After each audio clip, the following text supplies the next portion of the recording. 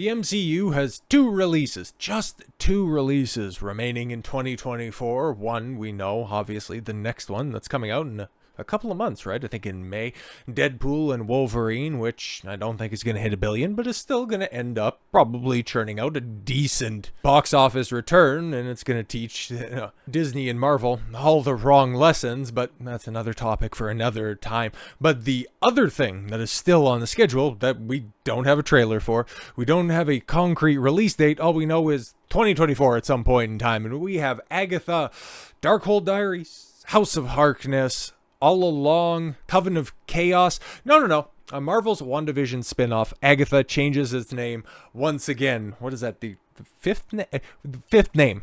Okay, tell me your brand is in trouble without telling me your brand is in trouble. They want to so badly can this show, but they also know that, well, we need something to put on our streaming service, and people know that it's coming, and oh god, well, if we couldn't can Echo, I guess we can't can Agatha.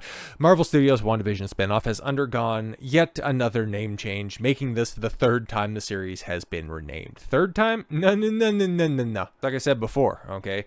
Coven of Chaos, Darkhold Diaries, House of Harkness, All Along. This one right here, this is the fifth name. The fifth name. A new series, which is expected to arrive on Disney Plus at some point in time, will now simply be called Agatha. Really? Now it's just going to be called... Nobody's going to know what Agatha is, okay? It's just like Echo. Remember Echo came out this year? Exactly. Nobody does. Nobody remembers Echo came out this year, but you're just going to call it Agatha. Okay. Cool. You remember, WandaVision came out in 2021, 3 years removed of something that only got referenced once directly from Doctor Strange that came out in 2022. Oh yes, and do you really want to draw attention to the last time that WandaVision was brought up, even in passing, with Monica Rambeau with the Marvels at the end of last year? Is that what you also want to lean on, that nobody went to go see that, so they wouldn't have even been thinking about WandaVision? Well, you think that the name Agatha is just going to have such star power that it's going to attract eyeballs. Good luck. Originally announced as House of Harkness, Agatha House of Harkness, the series changed name to Coven of Chaos in July of 2022. September of 2023, it was renamed to Darkhold Diaries. And then I seen, wasn't it in the summer, or maybe it was even later than that I seen the All Along stuff, which was memed into All Anal. So yeah, that was done at the end of the year, and now it's just simply going to be Agatha. What? Now the forthcoming series starring Catherine Hahn seems to have done away with the subtitle. According to MovieWeb, the WandaVision series, Hahn's role as Agatha Harkness was an instant hit with fans. No, it wasn't. But you know why this series ended up getting greenlit? Because of the Agatha All Along jingle. I wish I was joking. That is 1000% true. Securing her several award nominations and a Billboard chart hit. There you go. Because that song was a hit, we have this show that Disney has no idea what to do with. Now, the series was announced when Marvel planned to complete the multiverse saga by May of 2026. And, well, we don't even know what's going to be a part of that, because the MCU report no Eternals 2, Captain Marvel 3, Ant-Man 4, as Disney gets risk averse. You wonder why there isn't a concrete release date on Agatha, no subtitle? Because they're trying to find a way to can this stuff. They're trying to find a way to mitigate the gigantic losses of 2023. They're trying to figure out if they can spin this into a tax benefit. Can we cancel this like Warner Brothers did with Batgirl in order to recoup some losses? Because it's not going to make any money. It's getting dumped on a streaming service that people are leaving from, like you'd name it the USS Titanic. The MCU is in gigantic trouble. But hey guys, look forward to 2025, where we're going to have a whole slate of new stuff, kicking off with what could end up being your most expensive release to date in Captain Black Falcon American Man, which is being reshot from the ground up again. Already have the film's been shot, like principal photography was done last summer. Like, that thing was ready to go, but no, they just decided to rewrite all of it and reshoot it. That was already looking at about a $300 million budget, and now you're just doing a complete reshoot of it? If you thought the budget, the perspective budget for Superman no longer legacy, I guess that's a trend in superhero films now. Instead of getting rid of the untalented hack writers, just get rid of unnecessary subtitling. What was it, $360 million for that? You think a break-even movie of $1 billion to kick off to reignite anybody's interest in a non-Fox Marvel project, because that's what's coming out for the rest of the year. Deadpool and Wolverine. That's Fox Marvel stuff, okay? They're looping it back in with the TVA stuff, obviously, and there's going to be some references and some key jangles to the MCU, but all of that stuff, that was all well established well before Disney and the MCU got its greasy paws on it. The stuff that they created, the Eternals, Marvel, the Marvels, Captain Marvel, Ant-Man and Wasp and Quantumania, all of that stuff failed spectacularly. That's why I don't have much hope for Deadpool and Wolverine. Some of the stuff, it might end up being decent, but is it going to be long-lasting? Is it going to reinvigorate? Is it going to save Marvel? Yeah, I don't know, man. Disney has previously been thought to be scaling back the MCU, which has recently become overloaded with underperforming films in theaters and vastly expensive shows on Disney+. Now we may be hearing what it'll look like in practice. Insider Daniel Richman is reporting that Eternals 2 is no longer in development, but Eternals 1 literally saved lives, so by the inverse of that, are you costing lives by canceling Eternals 2? Just joking. Nobody remembers the Eternals. And other projects like a third Captain Marvel movie, well, of course, or a fourth Ant-Man will not be pursued. Well, exactly. A fourth Captain America film shouldn't be pursued either, but in fairness, it isn't, because we're getting a Captain Falcon movie. If you've been tracking Marvel hits and misses, these three specifically may not come as a huge shock, as something Marvel does not want to invest in from here, because yeah, originally, prior to The Marvels, which would be a third Captain Marvel film if it ended up getting a sequel, surpassed The Eternals as the previous low water mark. Ant-Man and the Wasp and Quantumania, had it not come out in February of last year, that was only last year, people, okay? Had that come out in any other year, that would have been the, oh my god, look at how bad things are going, but realistically, that was outside of Guardians of the Galaxy 3, which nobody seems to remember at all. That just ended up passing by like a ship in the night. But Ant-Man and the Wasp would have got more attention. Shout out to Mahler for breaking it down in just about 6 hours, how atrocious that film is.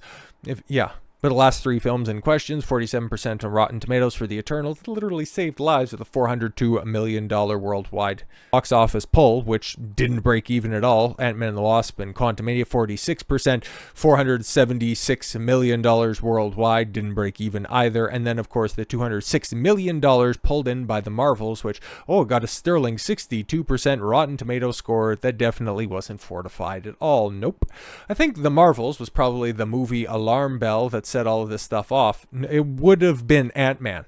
It would have also been Guardians of the Galaxy not breaking $1 billion. Remember, it by some Hollywood types, it made money, $47 million. Do you think companies spend hundreds of millions of dollars in order to win or to make back tens of millions of dollars? Yeah, I don't think so. As much as I think both the Eternals and the Marvels were underrated, they were all trash, bro. Given their performance, I can understand why sequels would not be pursued, because nobody's knocking down the door for the Marvels Part 3. Even Brie Larson's like, I don't even want to talk about it anymore. She's done with the MCU. How are you going to you might actually have a proper Captain Marvel if Brie wasn't no longer attached to it, and that might actually be a decent film. You might actually have Eternals 2 if you recreate the magic that Jack Kirby put to the page back in the 60s, but you aren't going to do that. And as for Ant-Man, you have Paul Rudd. You had a compelling story that you could have told right there, but you pissed it all away. There's interesting stories to tell there, but you don't want to get to the root cause now, do you? However, I don't think it's wise for Marvel to just ditch Brie Larson's Captain Marvel. Why? That would be brilliant. And Aman Vellani's Kamala Khan. Why? You can go and be a part of somebody else's story, because everybody liked Aman Vellani in the aftermath, because kind of like Sydney Sweeney, sans two very noticeable differences, he came out looking all right out of that, because she had some sensible takes about stuff. Okay, it was a box office bomb.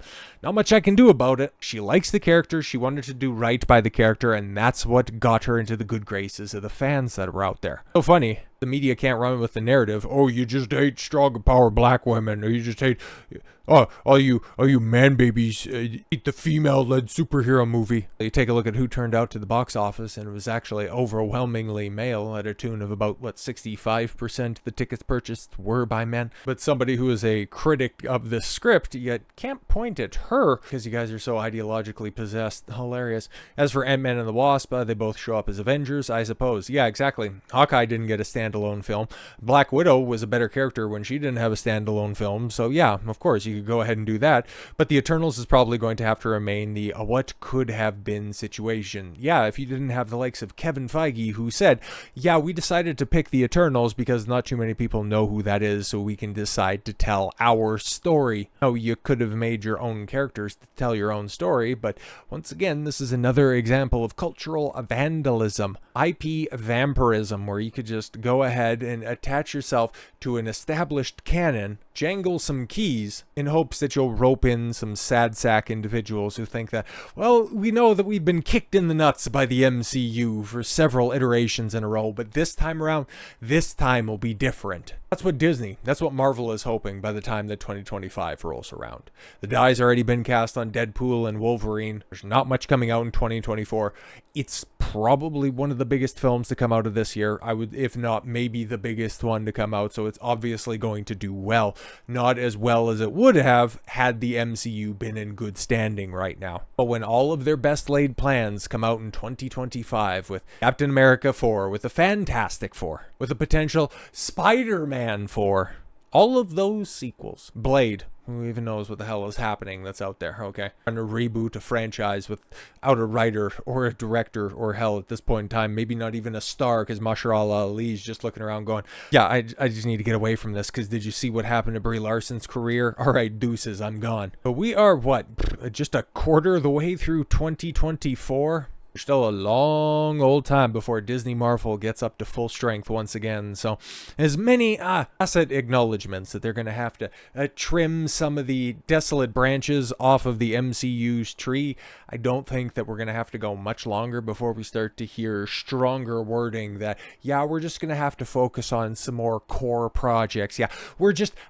really going to have to take a quality over quantity approach. We're going to be seeing a lot of course corrections, or attempted course corrections, because when it's all said and done, it all relies on the people behind the camera, because that's one of the things, outside of a couple of notable examples, or notable exceptions rather, most of the problems from the MCU doesn't come from the acting. That's normally pretty decent. From the goofs writing those scripts, from those inexperienced filmmakers that are cast instead of for the quality of their work. Once they start to change those decisions instead of just simply canning projects, then we might have hope for a franchise. But that's going to be a long time coming, because this is a slow process that's going to take a long time to correct. So with all that said, thank you all very much for the gift of your time. I've been Don Consuelo. I want you to follow your gut and get after it. Take care, everyone.